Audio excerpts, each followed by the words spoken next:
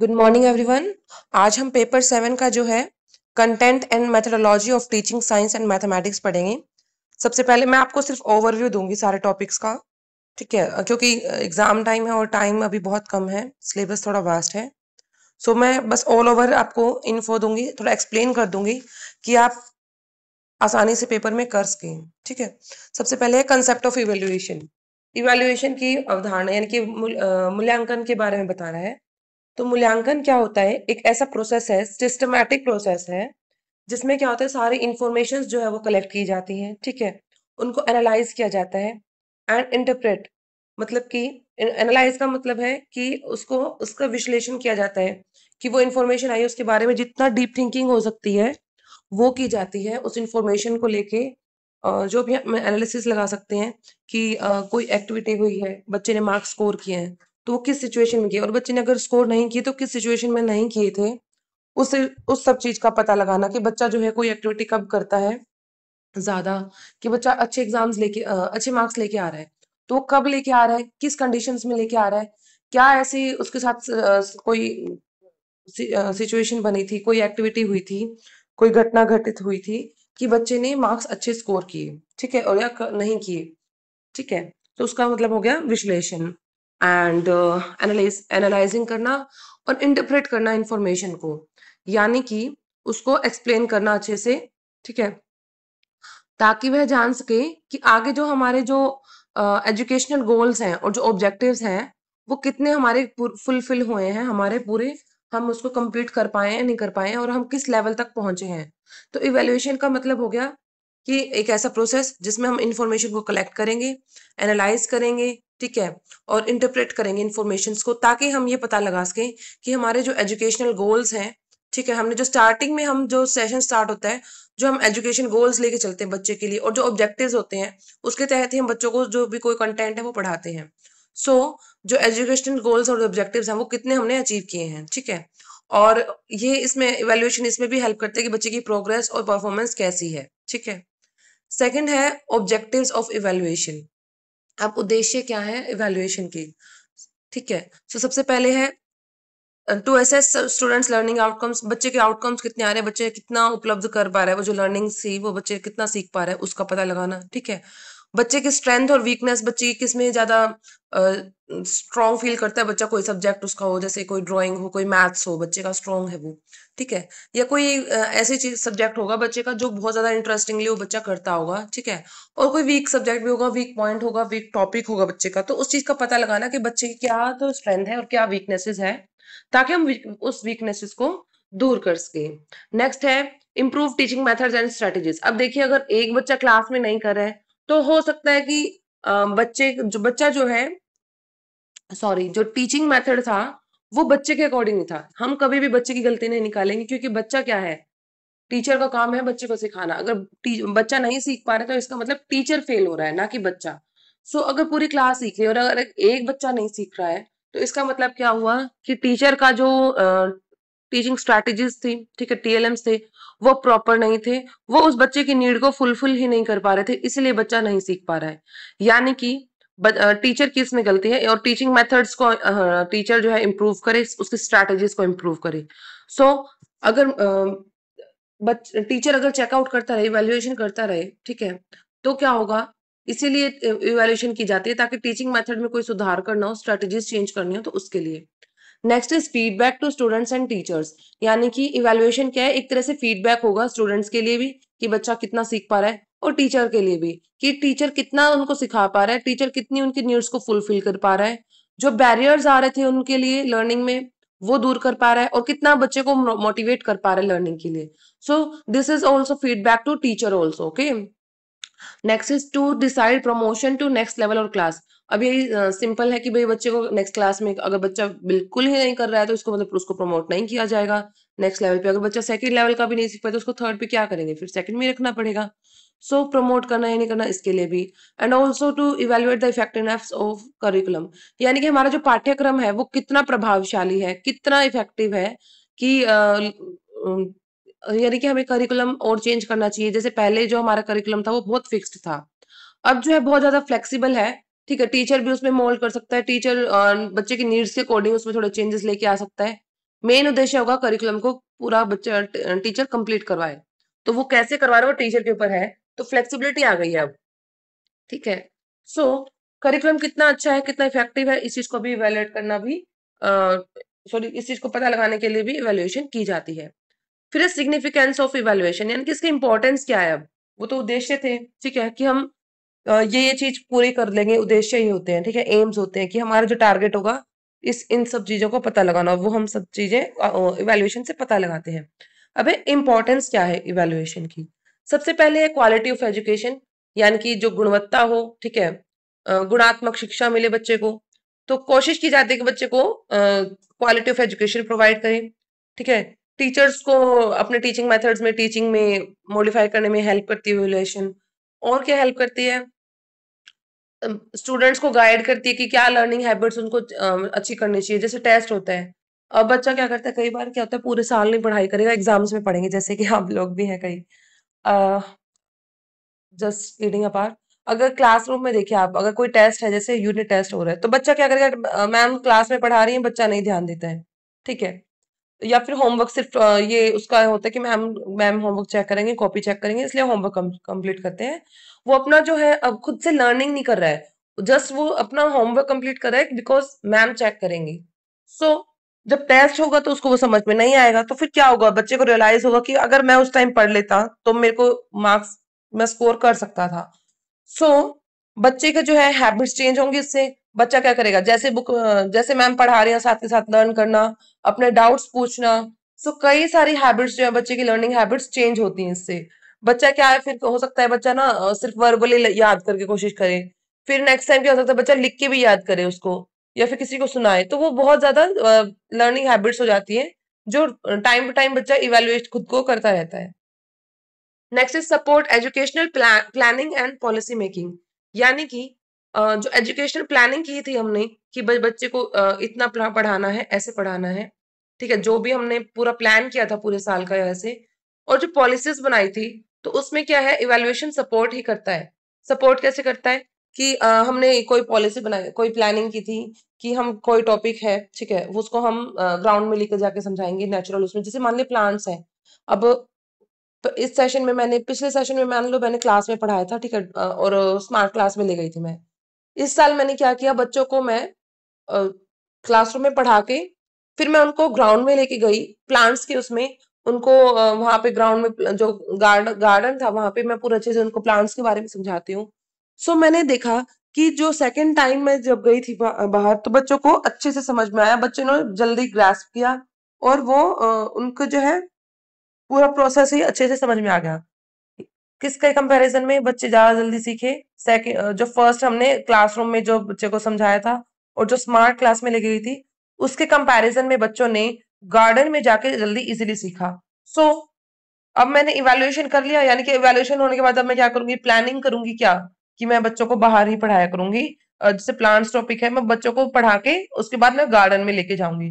सो एक प्लानिंग में जो सपोर्ट किया इवैल्यूएशन ने भी, ठीक है। एंड तो मैं नई प्लानिंग बनाऊंगी, तो वो उसमें क्या इवैल्यूएशन सपोर्ट कर दिया। फिर promotes accountability in educational system, यानी कि जो उत्तरदायित्व शिक्षा प्रणाली जो है उसमें उत्तरदायित्व को बढ़ावा देता है, ठीक है। यानी कि इवैल्यूएशन होगी, जैसे मार्क्स अगर अच्छे नहीं आ रहे हैं, तो स्कूल को भी, टीचर्स को भी ये होगा कि नहीं हमारा रिजल्ट अच्छा नहीं आ रहा है। सो एक उत्तरदायित्व बन जाता है कि उनका कि भी ना हमें मार्क्स भी अच्छे लेके आने हैं, ठीक है, रिजल्ट है वो अच्छा है। मतलब कि ये नहीं है कि अच्छा इसका मतलब इम्प्रूवमेंट होनी चाहिए, अगर इम्प्रूवमेंट नहीं हो रही तो यानी कि वो उत्तरदायित्व है टीचर और प्रिंसिपल और पूरा जो स्कूल है मैनेजमेंट। सो वहां पे कहीं ना कहीं लैक है, ठीक है। अब है यूनिट 5.2 टेक्निक्स ऑफ इवेल्युएशन, हम इवेल्युएशन कैसे कर सकते हैं। सो इवेल्युएशन टेक्निक का मतलब होता है कि डिफरेंट मेथड करना, ताकि हम बच्चों को टेस्ट कर सकें, ठीक है, उनकी लर्निंग्स को, उनके स्किल्स को, उनके एटीट्यूड को, उनकी परफॉर्मेंस को, ठीक है। ये जो टेक्निक्स होती हैं, ये जो टीचर्स हैं उसको हेल्प करती है अंडरस्टैंड करने के लिए कि बच्चा जो है कैसा सीख रहा है, और उनको कहाँ पे जरूरत है टीचर की, ठीक है, या फिर कहाँ पे उनको नए कुछ चेंजेस लाने की जरूरत है, ठीक है। तो सबसे पहला है, क्या क्या टेक्निक्स है। फर्स्ट टेक्निक है रिटन टेस्ट। रिटन टेस्ट यानी रिटन टेस्ट की बच्चे की जो नॉलेज होती है, ठीक है, जो उसके क्वेश्चंस होते हैं सब्जेक्टिव ऑब्जेक्टिव, उसको टेस्ट करने में काम आता है। ओरल टेस्ट क्या होता है, बच्चे में क्या होता है, हम ओरली कुछ क्वेश्चन पूछेंगे वर्बली, ठीक है, उसमें बच्चा जो है, ताकि क्या होगा, बच्चे की जो क्लियरिटी होगी, स्पीकिंग क्लियरिटी, आप जितना ज्यादा वर्ड्स अब बोलेंगे उतनी आपके जो वर्ड्स हैं वो क्लियर होंगे, ठीक है, स्पीकिंग एबिलिटी आपकी क्लैरिटी आ जाएगी और अंडरस्टैंडिंग भी होगी, क्योंकि आप जो बोल रहे होंगे आपको पता होगा कि आप क्या बोल रहे हैं, तो आप सोच समझ के बोलेंगे और वही आपको जो है वो जो कंसेप्ट है वो समझा देगा, ठीक है, समझ में आ जाएगा और क्लियरिटी आ जाएगी आपको। Next is practical test. Practical test यानी क्लासरूम है, जैसे साइंस है, अब साइंस का कोई टॉपिक अगर मैं आपको लैब में लेके जाती हूँ तो आपको वहां इजीली समझ में आएगा, है ना। सो अगर मैं वहां पे टेस्ट करवा के देखूं आपसे, प्रैक्टिकल टेस्ट ले लूं किसी चीज का, सो वो और भी ज्यादा अच्छा इवेल्युएशन होगा कि आपको कंसेप्ट कितनी गहराई तक समझ में आया है। मैथमेटिक्स का भी ले सकते हैं हम टेस्ट, शेप्स के बारे में, कॉन्स के बारे में, किसी के बारे में भी, ठीक है, एंगल्स के बारे में। सो प्रैक्टिकल टेस्ट हो गए। Next is observation test, observational technique. Observational technique यानी कि टीचर खुद से ही ऑब्जर्व कर लेगा आपका, ठीक है, आपका आप कब कब क्या पढ़ते हैं, आपका बिहेवियर कैसा है दूसरों के साथ में, ठीक है, आपका इंटरेस्ट किस चीज में ज्यादा है, मैं खुद से आपको ऑब्जर्व कर लूं कि आपका इंटरेस्ट किस चीज में है, किस चीज में नहीं है, और आप कब कौन सी एक्टिविटी है ऐसी जिसमें आप बहुत 100% देने की कोशिश करते हैं आप अपना, और कौन सी एक्टिविटी ऐसी है जिसमें आपका कोई इंटरेस्ट नहीं रहता है। एंड ऑल्सो पार्टिसिपेशन, कि आप कहाँ पार्टिसिपेट करते हैं, ठीक है। सो आपकी कहाँ ज्यादा रेगुलर पार्टिसिपेशन रहती है, एकेडमिकली रहती है, को करिकुलर में, डांस में रहती है, सिंगिंग में रहती है, स्पोर्ट्स में रहती है, या आपको कंप्यूटर पसंद है, या आपको कोई एक्सपेरिमेंट करना पसंद है। सो देर आर मैनी वेराइटीज, ठीक है, जो बच्चा जहाँ पे भी अपने आप को इन्वॉल्व कर सकता है, तो टीचर का काम है उसको ऑब्जर्व करना, ठीक है, तो हम ऑब्जर्वेशनल टेक्निक भी यूज कर सकते हैं इवेल्युएशन के लिए। And also assignment and projects. Assignment and projects यानी कि हम बच्चे को जो है क्रिएटिविटी चेक करने के लिए बच्चे की असाइनमेंट दे देते हैं, प्रोजेक्ट दे देते हैं, ठीक है, उनकी अंडरस्टैंडिंग कि वो प्रोजेक्ट किस तरीके से बनाए, कुछ यूनिकनेस लेके आए उसमें, ठीक है, कुछ क्रिएटिव थिंकिंग हो बच्चे की, ठीक है।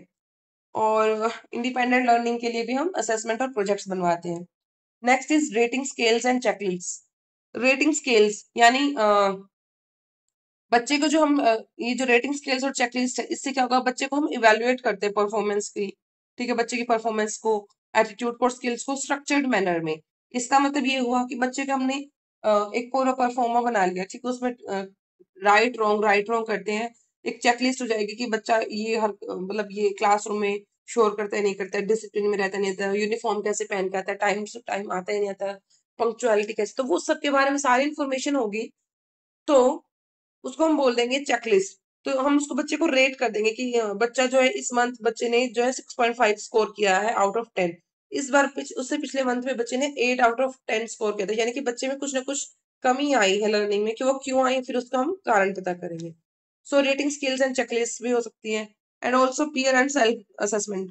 पीयर एंड सेल्फ असेसमेंट यानी कि बच्चा खुद से खुद को असेस करे, ठीक है, और एक दूसरे को असेस करे, और फिर बताए कि मैम मैं मुझे ऐसा लगता है कि मैंने इस मंथ में ये पढ़ाई नहीं की, या फिर मुझे ऐसा लगता है कि मैं इस मंथ में बहुत कमजोर फील कर रहा हूँ, लो फील किया है मैंने, या मैं अंडर कॉन्फिडेंट हो गया था या ओवर कॉन्फिडेंट हो गया था टेस्ट में।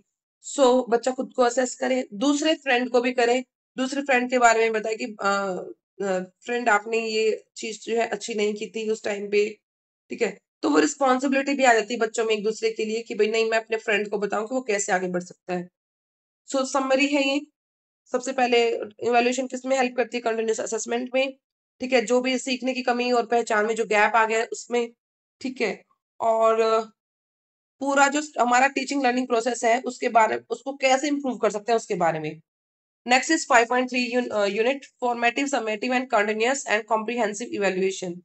फॉर्मेटिव इवैल्यूएशन वो होता है जिसमें क्या होता है, टीचिंग लर्निंग प्रोसेस चल रहा है उसके उस टाइम पे हम टेस्ट लेते हैं, बच्चे का इवैल्यूएशन करते हैं, ठीक है। इसका मेन जो एम होगा वो क्या होगा, कि बच्चा जो है सॉरी रेगुलर फीडबैक मिलता रहे बच्चे को भी और टीचर को भी, ठीक है, ताकि लर्निंग इंप्रूव हो उसके, ठीक है। तो हम इसको ये बोल सकते हैं कि डायग्नोस्टिक होगा। डायग्नोस्टिक क्या होता है, जैसे हमने बताया था, डायग्नोस्टिक लर्निंग हमने पढ़ा भी होगा। डायग्नोस्टिक लर्निंग होती है कि हम पढ़ने से पहले ही डायग्नोस कर लें कोई, जैसे हम डॉक्टर के पास जाते हैं तो हम बीमारी पहले पता लगा लेते हैं, वैसे ही अगर हम लर्निंग करें तो अगर हमारा पहले टेस्ट हो जाए तो डायग्नोस हो जाएगा कि बच्चे का ये कंसेप्ट जो है स्ट्रांग है, ये वीक है। तो बच्चे की स्ट्रेंथ और वीकनेस का पता चल जाएगा। ऐसे ही फॉर्मेटिव असेसमेंट होगा, जैसे यूनिट टेस्ट मान लीजिए आप अपना, ठीक है, या फिर class test, normal class test हो जाता है कि टीचर ने कोई टॉपिक पढ़ा रहा था, कोई चैप्टर पढ़ाया है अभी, ठीक है, टीचिंग लर्निंग प्रोसेस हो रहा है, हो सकता है आपका फर्स्ट चैप्टर ही कंप्लीट हुआ हो, अभी बहुत सिलेबस है, जैसे फर्स्ट चैप्टर कंप्लीट हुआ है और टीचर ने उसी टाइम टेस्ट ले लिया आपका, तो वो क्या होगा, आपका फॉर्मेटिव टेस्ट हो जाएगा, फॉर्मेटिव असेसमेंट हो जाएगा। इसमें क्या होगा, टीचिंग लर्निंग प्रोसेस अभी चल ही रहा है, ठीक है, और आपको फीडबैक भी मिल जाएगा और टीचर को भी मिल जाएगा कि आपने कितना लर्निंग की थी। और अगर जहाँ कुछ लैक्स रह गई और नीड्स बच्चे की होंगी, वो टीचर कोशिश करेगा पूरी करे ताकि लर्निंग जो है इंप्रूव हो उसकी, है ना। और इसका नेचर फिर डायग्नोस्टिक हो ही गया है। सो एग्जाम्पल है इसके, क्लास टेस्ट हो गया, क्लासरूम में अगर मैम पढ़ाते पढ़ाते ओरल टेस्ट ले ले, होमवर्क चेक करना हो गया, ऑब्जर्वेशन करना टीचर का कि भाई बच्चा इंटरेस्टिंगली सुन रहा है नहीं सुन रहा, ठीक है, या बच्चा जब मैं पढ़ाती हूँ तो तब क्या करता है। सेकंड है समेटिव, समेटिव मतलब एक तरह से समरी मान लो, लास्ट में होता है ना समरी। सो समेटिव क्या होता है, समेटिव इवैल्यूएशन जो होगी वो क्या होगी, बिल्कुल टर्म के एंड में होगी, यूनिट के एंड में होगी, या एकेडमिक ईयर जब पूरा साल खत्म हो जाए उसके एंड में होगी, ताकि हमारा पूरी हमने लर्निंग किया उसके बारे में पता चले कि हमने पूरी जो लर्निंग पूरा जो हमने किया था वो कैसे रहा है, सफल हुआ है या नहीं हुआ है, ठीक है। सो इससे क्या होगा, हमें ग्रेड्स मिलेंगे और हम प्रमोशन करना है नहीं करना वो चीज पता चलती है, ठीक है। जैसे एनुअल एग्जाम हो गए, mid term exam, final project evaluation. Annual exams हो गए बिल्कुल साल के एंड में। मिड टर्म में क्या होता है, जैसे हम 6 मंथ्स का करते हैं कि 6 मंथ्स के हमने एग्जाम ले लिया, फिर 6 मंथ्स के एग्जाम ले लिए। सो मिड टर्म में भी हमें क्या होगा, पूरे साल पूरे, हाँ, 6 मंथ्स में कितनी पढ़ाई की है उसका टेस्ट होगा। और एनुअल में क्या होगा, पूरे साल हमने कितनी पढ़ाई की उसका टेस्ट हो गया। तो यानी कि पूरे साल में हमने कितना गेन किया है, कितना लर्निंग की है बच्चे ने, वो चीज पता चलती है समेटिव में। This is very important, continuous and summative evaluation, comprehensive evaluation, ये बहुत ज्यादा इंपॉर्टेंट फुल फॉर्म है, ये आपको एग्जाम में कहीं ना कहीं पक्का मिलेगी। सीसीई, कॉन्टिन्यूअस, कॉन्टिन्यूअस जैसे वर्ड बता रहा है, कॉन्टिन्यूअस मतलब लगातार, है ना। कॉम्प्रिहेंसिव मतलब व्यापक। सो और इवैल्यूएशन मतलब मूल्यांकन हो गया। तो सीसीई का ऐसा प्रोसेस है जो क्या है, बच्चे के जो है पूरे ओवरऑल एस्पेक्ट जितने भी हो सकते थे, ठीक है, यानी कि जो टोटली होलिस्टिक जो होती है बच्चे की, होलिस्टिक इवैल्यूएशन करना बच्चे की। कैसे, जैसे बहुत एकेडमिक हो गया, बच्चे की पढ़ाई में कितना कर रहा है बच्चा, ठीक, क्लासरूम में पढ़ रहा है, टेस्ट ले रहा है, रिटन टेस्ट हो गया। करिकुलर तो हो गया, को करिकुलर, को करिकुलर यानी गेम्स वगैरह हो गए, ठीक है, सिंगिंग, ड्राइंग, प्रैक्टिकल, क्रिएटिविटी, वो सब किस में आ गया, को करिकुलर में। सो इसके अंदर क्या होगा, कॉम्प्रिहेंसिव, सॉरी, सीसीई में समेटिव भी होगा, फॉर्मेटिव, दोनों होंगे। कैसे होंगे मैं आपको समझाती हूँ। चलिए पहले हम की फीचर चलो हम पहले मैं समझा देती हूँ। CCE, continuous and comprehensive evaluation. Continuous का मतलब क्या हो गया, लगातार, यानी कि आपकी आज भी इवैल्यूएशन हो रहा है, कल भी हो रहा है, परसों भी हो रहा है। सो ऐसा इवैल्यूएशन चलता रहेगा आपका। मैं आपको डेली ऑब्जर्व कर रही हूँ कि आप कितनी मेरी वीडियोस देख रहे हैं, ठीक है, कितने आप उसको लर्न करने की कोशिश कर रहे हैं। क्लासरूम में अगर आप जा रहे हैं तो टीचर आपको देख रहा है डेली कि तुम आज नहीं आए, ठीक है, आज तुमने ये पढ़ाई की, कोई तुम डिस्टर्ब तो लग रहे हो, या फिर तुमने आज इसका इतना अच्छी पढ़ाई की है, यानी कि तुम्हारा इसमें इंटरेस्ट है। ये जो लड़का है ये जब इसके साथ बैठता तब पढ़ाई नहीं करता, इसका जो इंटरेस्ट है इसमें गेम्स में है, इसका जो इंटरेस्ट है वो प्रैक्टिकल उसमें ज्यादा है। सो इसमें क्या होगा, टीचर कॉन्टिन्यूटी कॉन्टिन्यूटी के साथ कर रहा है, आज भी उन्होंने इवेल्युएशन की है, कल भी करी है।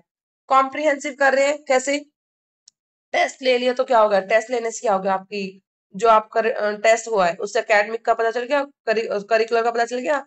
अब को करिकुलर के लिए टीचर आपको ग्राउंड में लेके जाएगा, लैब्स में लेके जाएगा, ठीक है, और डिफरेंट डिफरेंट एक्टिविटीज में इन्वॉल्व करेंगे, प्रोजेक्ट्स में लेके जाएंगे। तो उससे क्या होगा, को करिकुलर का भी इवैल्यूएशन हो गया। सो लगातार चल रहा है तो यानी कि फॉर्मेटिव तो होगा ही, क्योंकि फॉर्मेटिव में क्या होता है, हम लर्निंग डायग्नोस्टिक की तरह करते हैं ना लर्निंग, फॉर्मेटिव को हम डायग्नोस्टिक भी बोल सकते हैं। सो जब कॉन्टिन्यूटी हो रही है तो हम लर्निंग के लिए भी इवैल्यूएशन कर रहे हैं, सो दिस इज ऑल्सो फॉर्मेटिव। और जब पूरा कंप्लीट हो जाए उसके बाद भी हम टेस्ट लेते हैं तो वो समेटिव भी हो जाएगा। तो ये जो इवैल्यूएशन है ये बहुत फॉर्मेटिव और समेटिव हो गया। अब इसकी की फीचर्स है, फर्स्ट है रेगुलर एंड पीरियोडिक, मैंने बता दिया आपको, लगातार चलता रहता है और टाइम टू टाइम होता रहता है। इसके अंदर जो है हम बच्चे की ज्ञानात्मक हो गया, भावनात्मक, इमोशनल यानी फिजिकल और सोशल, सारा जो है मैंने बताया था होलिस्टिक चेक करेंगे बच्चे को। सो बच्चे को कॉम्प्रिहेंसिव का मतलब भी यही हो गया। अच्छा इसमें मैंने मीनिंग दे रखा है, कॉन्टिन्यूअस का मतलब क्या है और कॉम्प्रिहेंसिव का मतलब क्या है। 5.4 यूनिट है अब, adjustment in evaluation due to limitations of deafness. अब हमें इवेल्युएशन में क्या क्या एडजस्टमेंट करनी पड़ेगी बिकॉज ऑफ डेफनेस। सो